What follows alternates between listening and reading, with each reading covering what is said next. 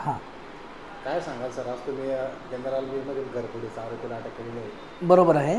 गेंदालाल येथे 11/7/24 रोजी एक चोरीची घटना घडली होती. आमच्याकडे आनंदपाल बाविस्कर नावाच्या फिर्यादीने फिर्याद दिली की तो सकाळी त्याच्या डॉगला फिरवायला गेला असताना त्या दरम्यान कोणीतरी चोरी केलेली आहे त्याच्या घरात. तर चोरीमध्ये ज्या प्रकारे चोरी झाली होती की त्यांनी एका धान्याची जी कोठी आहे तिला 2 लॉक लावले होते आणि त्या लॉकच्या आतमध्ये धान्याच्या कोठीमध्ये त्यांनी एक पत्र्याची पेटी ठेवली होती, तिलाही लॉक होतं आणि त्याच्यामध्ये दागिने ठेवले होते. ते त्याच्या वहिनीचे होते. तर ते दागिने अशा पद्धतीने ठेवले होते की सहजासहजी ते कोणाला घरच्या व्यतिरिक्त कोणाला माहीत नसावे.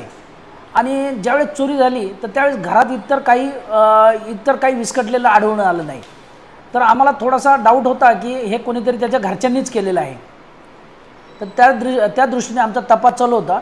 आमच्या DB शाखेचे पोलीस नाईक सुधीर साळवे यांना इन्फॉर्मरने एक इन्फॉर्मेशन दिली का त्याचा जो आनंदपालचा भाचीचा वही आहे कृष्णा पांडुरंग सोनावणे याचा आणि त्याचा अल्पवयीन मेवना यांचं काहीतरी याच्यामध्ये हात आहे.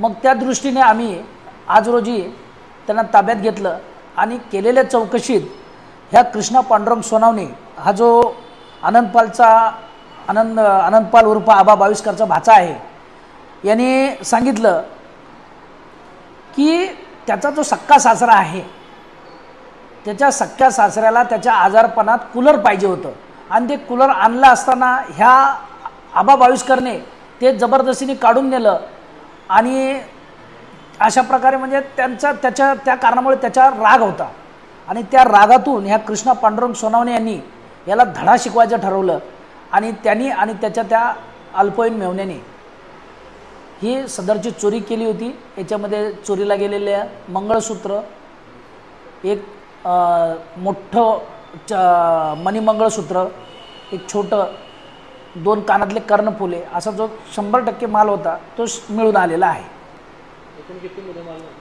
एकूण 1,20,000चा त्यांनी मुद्देमाल फिर्यादीमध्ये नोंद केला होता.